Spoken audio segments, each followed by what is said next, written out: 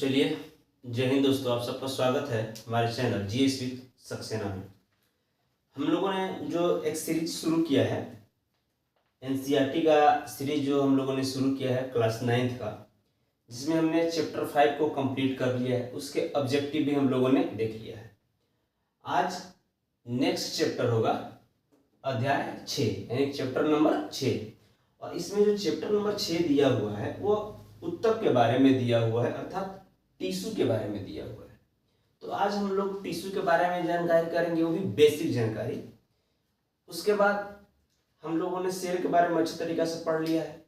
अब हम लोग विस्तृत रूप से टिश्यू के बारे में पढ़ेंगे, क्योंकि टिश्यू एक महत्वपूर्ण चैप्टर है और इससे हमेशा प्रश्न आपको देखने को मिलेगा एग्जाम में। तो चलिए हम लोग शुरू करते हैं टिश्यू। देखिए, यहाँ एक चीज दिया हुआ है एनसीईआरटी में कि उत्तक, आखिर हमारे शरीर में उत्तक की आवश्यकता क्यों होती है। उसमें ये भी दिया हुआ है एनसीईआरटी में, जब आप उसको पढ़िएगा तो फर्स्ट लाइन में ही दिया हुआ है, एक कोशिकीय जीव और बहुकोशिकीय जीव, किसमें उत्तक होता है और किसमें उत्तक नहीं होता है।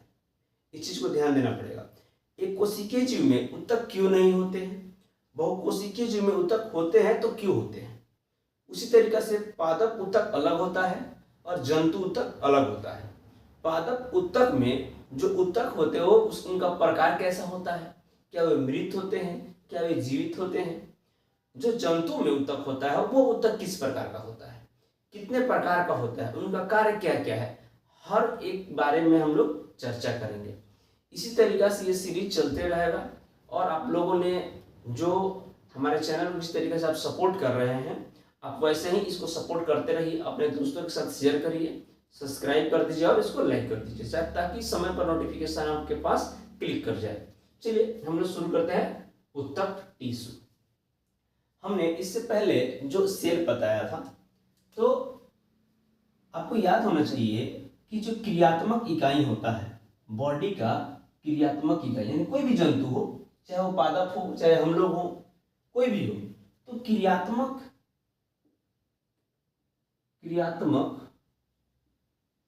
जो इकाई हुआ, क्रियात्मक इकाई, वो क्या था, हमारा सेल था, कोशिका था।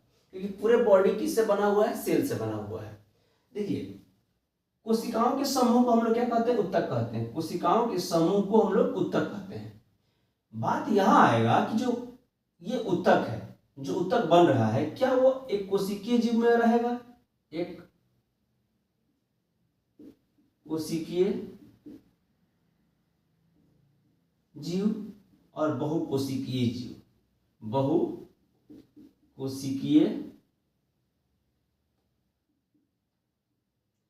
बहुकोशिकीय जीव। ध्यान समझिएगा, ये जो उत्तक है, उत्तक किसमें पाया जाएगा, एक कोशिकीय जीव में पाया जाएगा या बहुकोशिकीय जीव में पाया जाएगा। उत्तक का परिभाषा होता है कोशिकाओं का समूह। ध्यान समझिएगा, कोशिकाओं का समूह क्या कहलाता है, उत्तक कहलाता है। अब बताइए, एक कोशिका है, इसके पास सिर्फ एक ही कोशिका है, और समूह बनाने के लिए कितना चाहिए, एक से अधिक चाहिए। अब बताइए, मान लीजिए हम अकेला है, तो अकेला हम कोई समूह थोड़ी है, ग्रुप थोड़ी है, 2-3 लोग रहेगा तब क्या होगा, एक ग्रुप होगा। जब 2-3 आदमी आ जाएंगे तब पता चलेगा हाँ कि एक ग्रुप है। उसी तरीके से ये तो सिर्फ अकेला है, एक कोशिका से मिलकर बना हुआ। जैसे मान लीजिए अमीबा, अमीबा का नाम सुना होगा आपने। तो अमीबा एक कोशिकीय जीव है, इसमें उत्तक नहीं होता है। क्यों उत्तक नहीं होता है, क्योंकि उत्तक कहता है कि हम एक कोशिका से मिलकर नहीं बनेंगे, जब बनेंगे तो बहुकोशिकीय, मतलब 2 या 2 से अधिक कोशिकाओं से मिलकर बनेंगे। इसके पास तो सिर्फ एक ही कोशिका है, तो क्या उत्तक बन पाएगा, नहीं बन पाएगा। इसीलिए एक कोशिकीय जीव में उत्तक नहीं होता है। जैसे प्रोकैरियोटिक जीव, प्रोकैरियोटिक जीव में जो बैक्टीरिया आते हैं, साइनोबैक्टीरिया हो गया, अनेकों प्रकार के बैक्टीरिया, जैसे आर्कीबैक्टीरिया हो गया, क्या इसमें उत्तक होंगे, तो इसका आंसर होगा नहीं। उत्तक होने के लिए बहुकोशिकीय होना आवश्यक है, बहुकोशिकीय होना आवश्यक है। क्योंकि अगर अमीबा के पास एक कोशिकीय जीव है, उसमें एक कोशिका से मिलकर बना हुआ है, तो इसका सारा काम एक कोशिका से ही होगा। चाहे वो चलना हो, चाहे भोजन ग्रहण करना हो, चाहे उत्सर्जन की क्रिया हो, चाहे विसरण की क्रिया हो, चाहे प्रसारण की क्रिया हो, सिर्फ एक ही कोशिका से हो। क्यों, क्योंकि इसमें जब एक कोशिका है, अब एक कोशिका से उत्तक नहीं बनेगा, और जब उत्तक नहीं बनेगा तो अंगतंत्र नहीं बनेगा, क्योंकि कोशिका मिलकर क्या बनाएंगे? उत्तक। उत्तक मिलकर क्या बताएंगे? उत्तक तंत्र। फिर उत्तक तंत्र मिलकर क्या बनेंगे? अंग। अंग मिलकर क्या बनेंगे? अंग तंत्र। तब जाकर हमारा बॉडी बनेगा, तब जाकर हमारा बॉडी बनेगा। तो उसके लिए क्या चाहिए? बहुकोशिकीय। अर्थात एक कोशिकीय जीव में, जैसे कि अमीबा है, एक कोशिकीय जीव में उत्तक का निर्माण नहीं होता है। यहाँ तक कोई दिक्कत? कोई दिक्कत नहीं। कोशिका की परिभाषा यह होता है कि कोशिकाओं का समूह, ध्यान समझिएगा, एक ही प्रकार की कोशिकाओं का समूह, ये इंपॉर्टेंट है, ध्यान समझिएगा, एक ही प्रकार के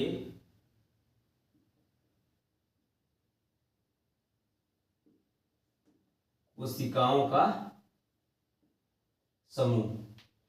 एक ही प्रकार की कोशिकाओं का, अगर हम डायरेक्ट लिख दे कोशिकाओं का समूह, मान लीजिए अलग अलग कोशिका भी तो होती है, आंख की कोशिका अलग है, यकृत की कोशिका अलग है, किडनी की कोशिका अलग है।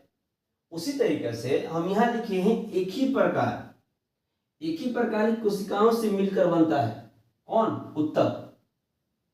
उनका कार्य समान हो, उनका उत्पत्ति भी समान हो, उनका कार्य क्या हो? समान हो, उनका उत्पत्ति भी क्या हो? तो समान हो, तब जाकर क्या बनेंगे? उत्तक बनेंगे।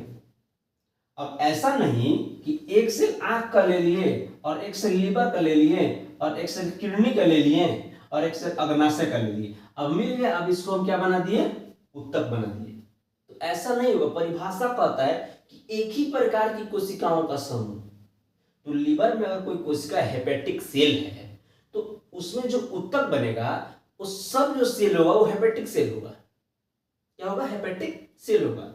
उसका कार्य भी एक जैसी होनी चाहिए, अब मान लीजिए कि हमने एक हेपेटिक सेल लिया, एक न्यूरॉन का सेल ले लिया, मतलब मस्तिष्क का सेल न्यूरॉन ले लिया, उसके बाद हमने एक किडनी का सेल ले लिया, एक अमाशय का सेल लिया, और सबको हमने मिला दिया और बोला कि ये है उत्तक कोशिकाओं का समूह, तो ये हो जाएगा गलत। परिभाषा कहता है एक ही प्रकार का उत्तक। अगर न्यूरॉन का सेल है तो न्यूरॉन का सेल रहेगा, आंख का सेल है आंख का सेल रहेगा, नाक का सेल है नाक का सेल रहेगा, जीभ की कोशिका है टोटल जीभ की कोशिका रहेगी, लीवर की कोशिका है टोटल लीवर की कोशिका रहेगी, किडनी की कोशिका है टोटल किडनी की कोशिका रहेगी, क्योंकि उसका कार्य समान हो, उत्पत्ति समान हो। मान लीजिए यहां पर अगर सब कोशिका लीवर का हो तो जाहिर सी बात है सब हेपेटिक सेल है। अगर एक कोशिका का कार्य अगर समान है तो सबका कोशिका का कार्य भी क्या हो जाएगा? समान हो जाएगा। लीवर है, मान लीजिए वो क्या कर रहा है? पित्त का निर्माण कर रहा है। लीवर जो है वो पित्त का निर्माण कर रहा है, तो जाहिर सी बात है कि सब कोशिका भी क्या करेगी? पित्त का निर्माण करेगी, क्योंकि सब तो उसी से मिलकर बना है, उत्पत्ति समान है। इसीलिए हम क्या कह रहे क्या बोले हैं परिभाषा? एक ही प्रकार की कोशिकाओं का समूह, ना कि अलग अलग। उनका कार्य क्या हो? समान हो। मान लीजिए अगर आंख की कोशिका बना है तो दो कोशिका होती है आंख में, जैसे रॉड सेल कोन सेल, तो जो रॉड सेल कोन सेल उनका अपना अपना काम है। तो जब भी आंख बनेगा तो सिर्फ ये दो ही कोशिकाओं से मिलकर बनेगा। अब अलग अलग कोशिकाओं से मिलकर ये नहीं बनेगा, इनका उत्पत्ति भी सेम हो जाएगा, उनका उत्पत्ति भी क्या हो? समान। तो ये कोशिका का प्रकार, कोशिका का परिभाषा, ये तीन टर्म बड़ी इंपॉर्टेंट है, मतलब बहुत इंपॉर्टेंट है। ये जो तीन टर्म हमने लिखा ये बहुत इंपॉर्टेंट है, कोशिका से संबंधित। डायरेक्ट कथन में दे देगा, बोलेगा उत्तक के बारे में कौन सा कथन सही नहीं है। पहला दे देगा कि कोशिकाओं का समूह क्या कहलाता है? उत्तक, एकदम से नो डाउट। अगर वायदेव वो न दे तब देगा एक ही प्रकार की कोशिकाओं का समूह क्या कहलाएगा? उत्तक, बिल्कुल। उनका कार्य क्या हो? अलग अलग हो, उनका उत्पत्ति समान हो। तो जो कार्य हमने बोला अलग अलग हो वो क्या हो जाएगा? आपका गलत हो जाएगा। कार्य से क्या होना चाहिए? समान होना चाहिए, उत्पत्ति भी समान होना चाहिए, एक ही प्रकार की कोशिकाओं का समूह होना चाहिए, तब जाकर वो क्या कहलाएगा? एक उत्तक कहलाएगा। यहाँ तक तो हमें नहीं लगता है कोई प्रॉब्लम आपको होगा। अच्छे तरीका से आपको समझ में आ गया होगा कि ऊतक किसे कहते हैं। यानी एक ही प्रकार की कोशिकाओं से मिलकर बना समूह क्या कहलाता है? ऊतक कहलाता है, टिश्यू कहलाता है। अब देखिए क्वेश्चन पूछता है कि प्लांट ऊतक, यानी प्लांट में भी ऊतक होते हैं, जंतु में भी ऊतक होते हैं, इन दोनों ऊतक में अंतर क्या होता है? प्लांट जो टिश्यू है उसमें क्या अंतर है और जो जंतु टिश्यू है उसमें क्या अंतर है?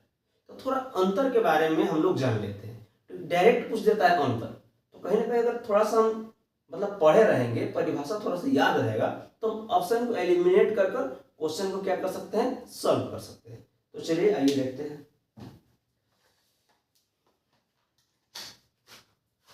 अब थोड़ा सा अंतर हम लोग देख लेते हैं। ठीक, देखिए अंतर, यहां हमने लिखा पादप यानी कि प्लांट, यहां हमने लिखा जंतु यानी कि एनिमल। यह तो कोई दिक्कत नहीं है। आइए देखिए, देखिए पादप, पादप जो भी ऊतक से बना हो पहले तो मजबूत होगा। क्यों मजबूत होगा? दोनों में अंतर किस लिए होता है? पहला कि इसका जो ऊतक होगा, ऊतक काफी कठोर होगा। क्या होगा? काफी कठोर होगा, मजबूत होगा। क्या समझे? काफी कठोर होगा, मजबूत होगा, साथ ही साथ मृत होगा। क्या होगा? मृत होगा। जंतु में जो ऊतक होंगे, जंतु में जो ऊतक होंगे वो कठोर भी होंगे,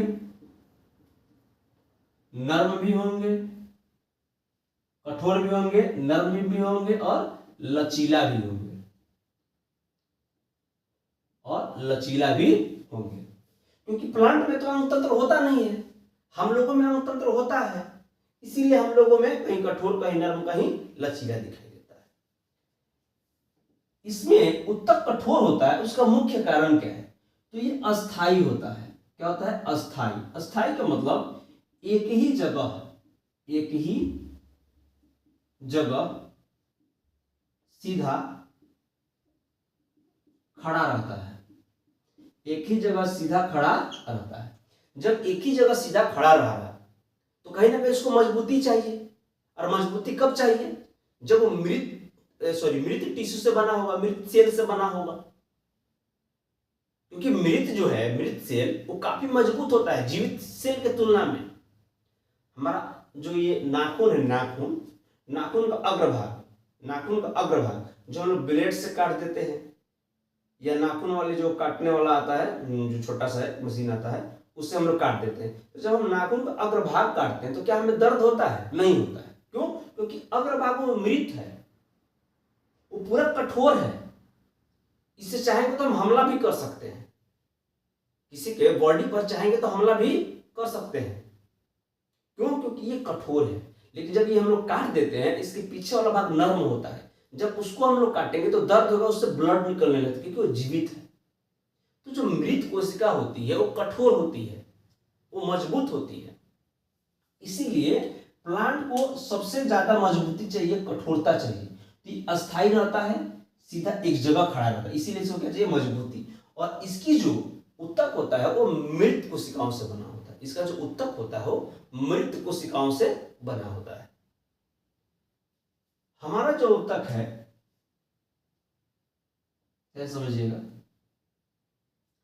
हम लोगों को दैनिक जीवन में जीने के लिए जगह जगह घूमना पड़ता है, चाहे वो भोजन के तलाश में हो या रोजमर्रा जिंदगी के बारे में हो।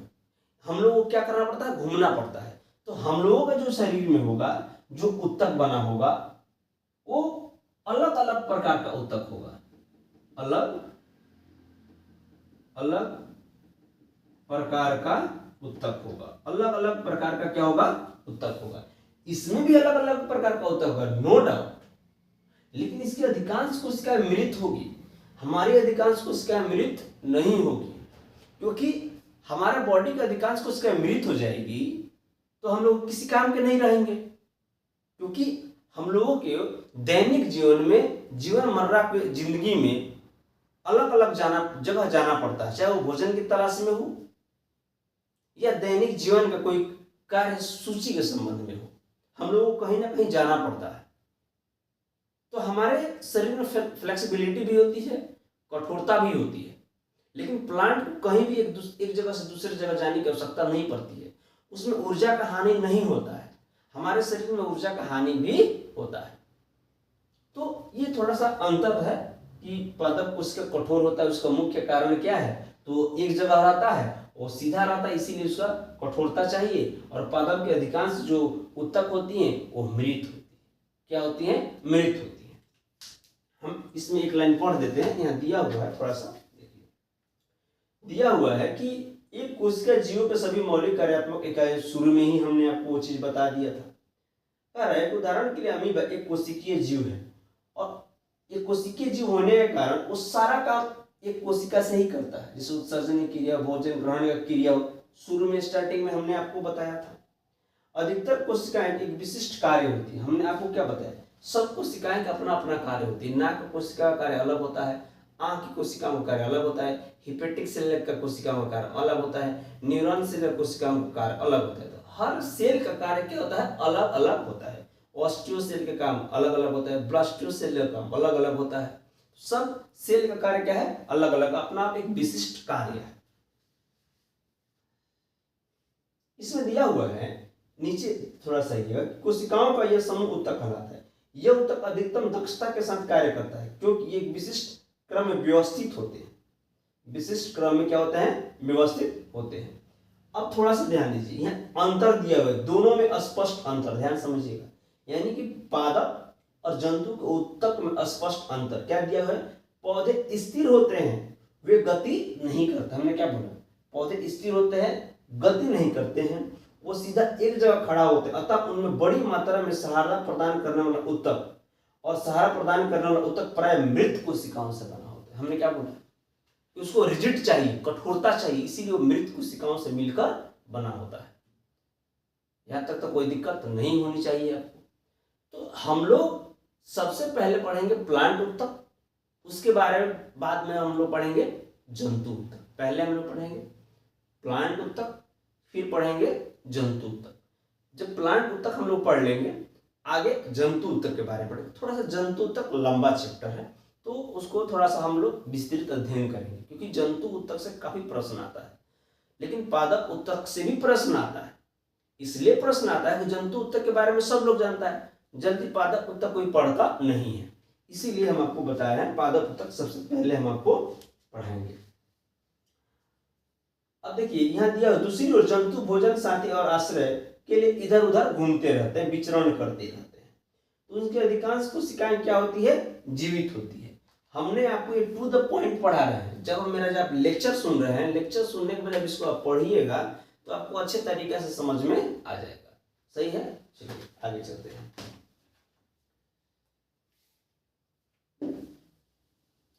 थोड़ा सा पादप उत्तक के बारे में हम लोग पढ़ेंगे, ठीक है? आइए,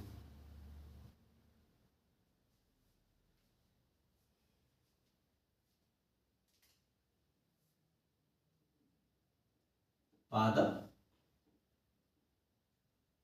उत्तक, यहाँ हेडिंग डाल लेते हैं पादप उत्तक। देखिए पादप उत्तक में हम लोग बहुत अच्छे तरीके से पढ़ेंगे। जैसे आपने नाम सुना होगा पादप उत्तक में, एक होता है सरल उत्तक, एक होता है अस्थायी उत्तक, एक होता है जटिल उत्तक। अस्थायी उत्तक के बारे में भी हम लोग पढ़ेंगे, सरल उत्तक के बारे में भी हम लोग पढ़ेंगे, लेकिन इसमें कुछ हम लोग अच्छे तरीके से जानकारी लेकर पढ़ेंगे। जैसे कि आप लोग नाम सुने होंगे शीर्षस्थ विभाज्योत्तिकी, जैसे कि विभाज्योत्तिकी। विभाज्योत्तिकी का मतलब क्या होता है? विभाजन करने की क्षमता। ध्यान समझिएगा, विभाज्योत्तिकी का मतलब होता है विभाजन करने की क्षमता। तो विभाज्य होते हैं विभाजन के आधार पर, ध्यान समझिएगा, विभाजन के आधार पर, विभाजन के आधार पर पादप उत्तक, पादप उत्तक को 3 भागों में बांटा गया है, 3 भागों में बांटा गया है। पहला विभाज्योतिकी बांटा गया है, जिसे हम लोग विभाज्योतिकी कहते हैं, बांटा गया है जिसको हम लोग विभाज्योतकी, विभाज्योतकी कहते हैं, विभाज्योतकी कहते हैं। अब ये जो विभाज्योतकी है, विभाज्योतकी, ये 3 प्रकार के होते हैं। कितने प्रकार के? 3 प्रकार के होते हैं। ये 3 प्रकार के होते हैं। पहला शीर्षस्थ विभाज्योतकी, शीर्षस्थ विभाज्योतकी,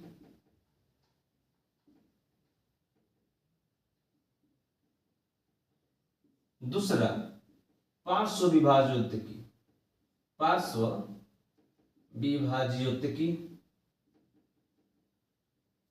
और तीसरा अंतर्वेशी विभाज्योतकी, अंतर्वेशी विभाज्योतकी, अंतर्वेशी विभाज्योतकी 3 प्रकार के होते हैं।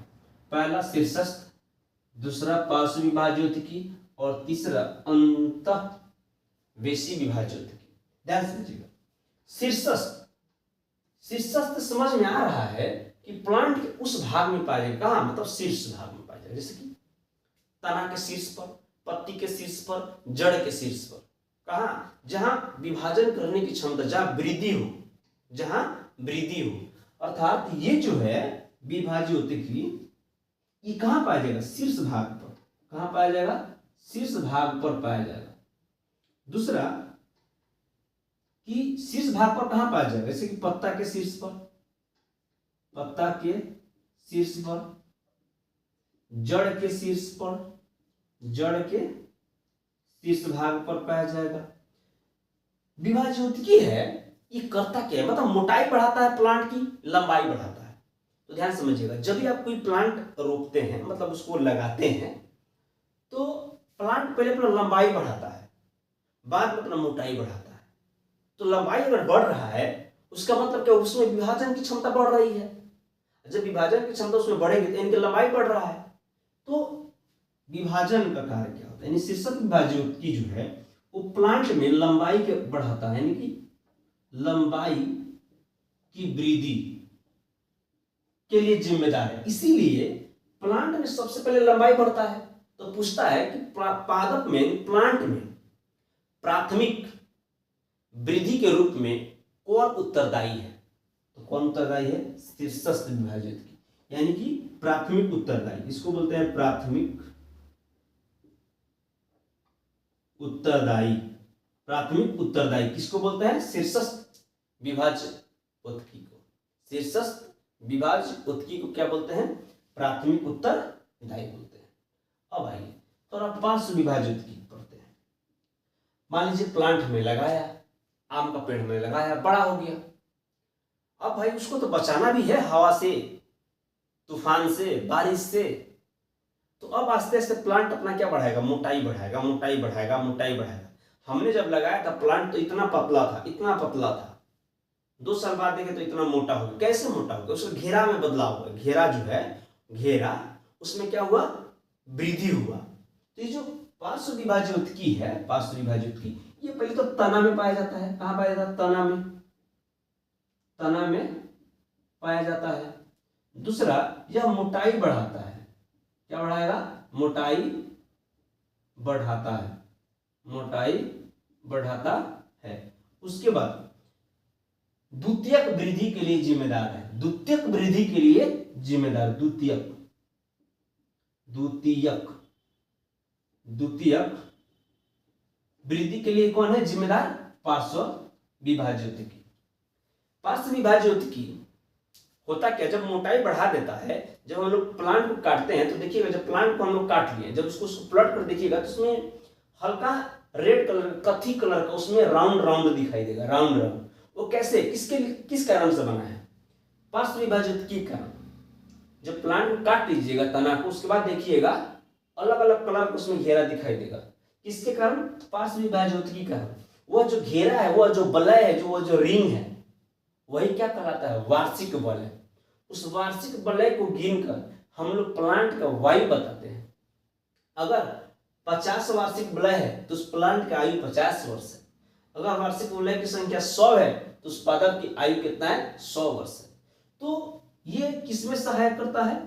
वार्षिक वलय, यानी कि वार्षिक वलय के लिए जिम्मेदार है। वार्षिक वलय, वार्षिक वलय के लिए जिम्मेदार है, अर्थात इसी को बोलते हैं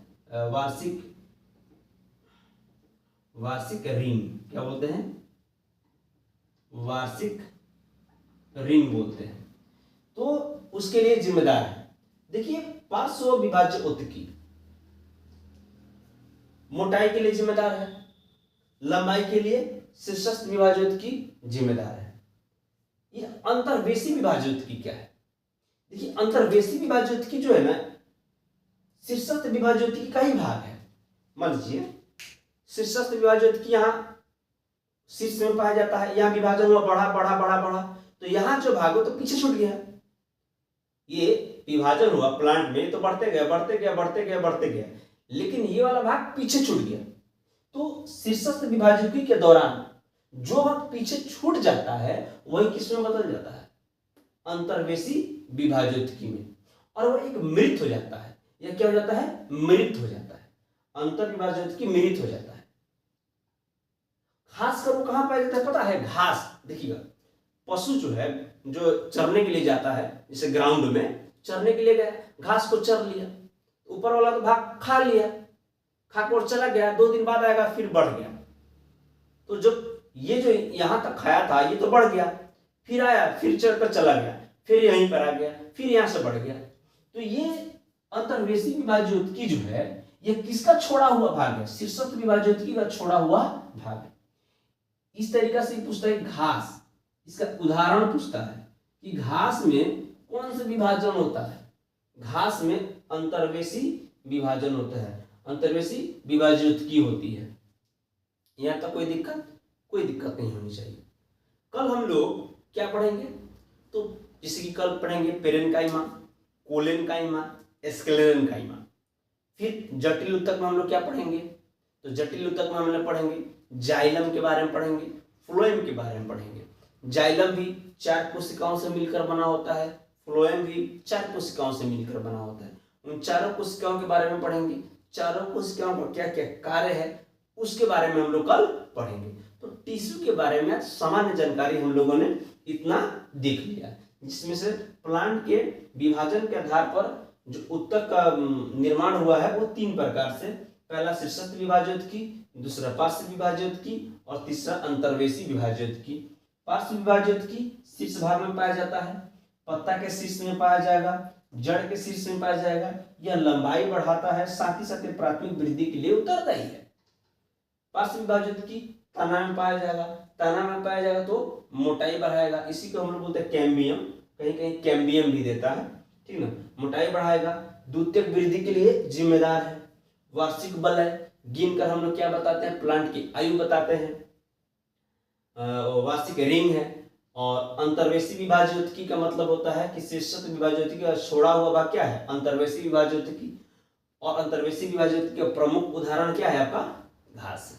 तो यहाँ तक मतलब हमने जो समझाया आपको अच्छे तरीके से समझ में आ गया होगा, क्योंकि एग्जाम्पल देकर हमने आपको समझाया।